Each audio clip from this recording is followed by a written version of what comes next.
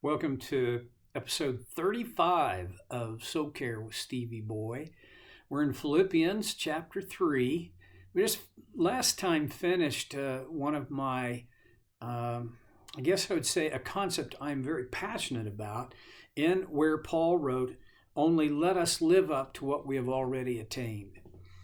The goal, and I would say the big primary objective in a Christian's life is to grow up, to be more like Jesus.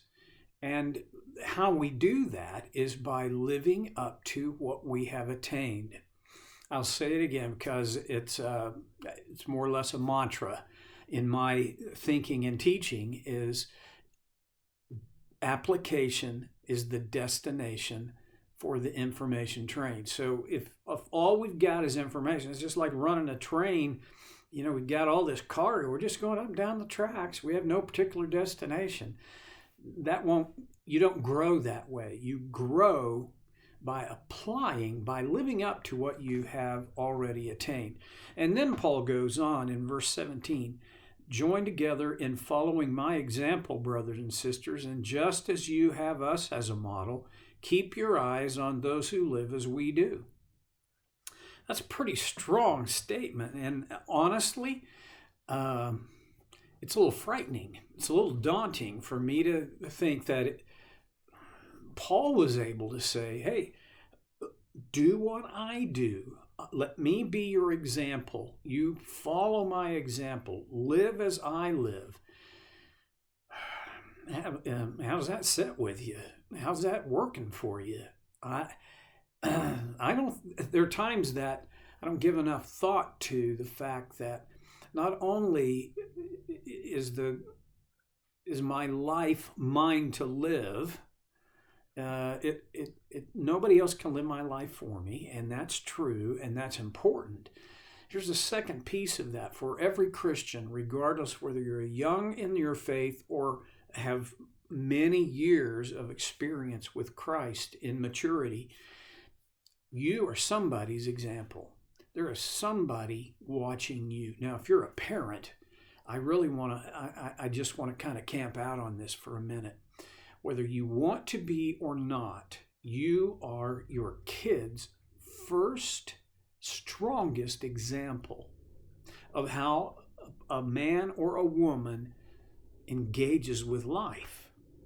There are studies, many studies, that affirm over and over again that the parent is the child's first impression of who God is and what God is like. That's a heavy burden to carry. You don't get to choose otherwise, though. There are things about Charles Barkley that I really, really don't like, but there are some things about him that just crack me up. One of the things I didn't like very much, remember back, you have to be an old person to remember this, but he was a Nike spokesman back in his career as a player. Now he has a career as a commentator and an opinion guy. Back in his playing days, he had a commercial.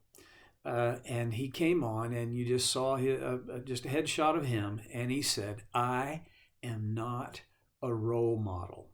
Well, the point he was trying to make is, you are your kid's role model. Their teachers are your kid's role model. But a professional athlete shouldn't be a kid's role model. Well, here's the thing, Charles.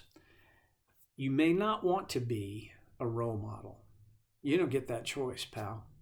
You do not get to choose whether or not you're going to be a role model, because there is somebody, and in your case, Chuck, millions of somebodies who are looking at you and thinking, when I grow up, I want to be like Charles Barkley. Now, we're in a whole different category here, or are we? There are kids in your life. Unless you've locked yourself in a root cellar, there are kids in your life who absolutely want to be like you. They may not say it, but they might. But their dream is to grow up and be like you. At some point in time, they'll probably look at us and go, don't think I want to grow up and be like them. But when they're young and formative, you are the role model, whether you like it or not. Paul says, I'm okay. I'm ready to be your role model. Use me as a model. Keep your eyes on those who live as we do. Now, there's a whole bunch to that. I think it's such a broad statement. So as he's saying, dress like me, use the same version of the Bible I use, make sure you put whatever I put on my French fries, you put on yours. Is that what he's talking about? No. He's talking about live your life the way I choose to live mine. You can model yourself after me. Immature people need models of mature people so that they can know, what do I do? And that's what Paul is saying. And he doesn't just stop with himself. He says, there are others out there who are living like I do. They also can be your models. And then he goes on in verse 18, for as I have often told you before, and now tell you again, even with tears, many live as enemies of the cross of Christ. It was heartbreaking to Paul, but there were people in his day who were truly enemies of the cross, meaning, well, they had no regard for Christ. They stood in opposition to him. Don't think for a minute that those people have gone away after Paul's generation, because they have not. There are still people who are enemies of the cross. And I'm not going to name names and call people out. That isn't my job. But I will say, you best not be deluded into thinking that there are no enemies of the cross. Now, let me just say, when someone disagrees with a theological point that you hold dear to, they may not be an enemy of the cross. When they don't go to the same denominational church that you go to, or non-denominational church that you go to, when they don't baptize the way you were baptized, when they don't do the Lord's Supper the way you think it ought. See, these are not enemies of the cross. An enemy of the cross stands against what the cross stands for. In Paul's day, there were lots of secular ideas that stood in opposition to the cross, just as in our day there are many secular ideas standing in opposition to the cross. And for Paul, we just looked at the kind of Paul's fleshing out of how Judaizers were holding people hostage to the law instead of setting them free by the grace of Christ. And I think he would have put those people in the category of enemies of the cross, because if you make anything in addition to Jesus, the pathway to salvation, then you have set yourself up as an enemy of the cross. I don't want to be too harsh, but I think it would be safe to say that legalists are on a very thin line, because legalism can quickly take you over into the territory of enemies of the cross. You see, legalism, when it grows to its full stature in a person, or as it grows to its stature in a person, legalism begins to replace the work of the cross, so that legalistic obedience, not the cross of Christ and the grace of God, sets a person into a relationship with God. So Paul says, I've told you this before, and I tell you it again, and I'm even telling you with tears. It bothered Paul. It bothered Paul that people were enemies of the cross, enemies of the cross of Christ. In verse 19, this is harsh. Their destiny is destruction. Make no mistake, God wins.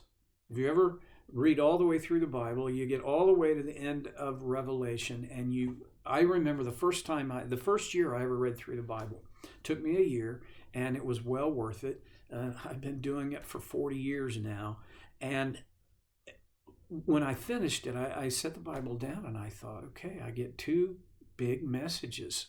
First message is, He is God, I am not. Big message, important message. Second message, he wins. He wins. You see, God always wins. Now, it may not look like it in this moment, and we may be going through aspects of our life that tend to kind of make us wonder, but don't let that take you off the truth.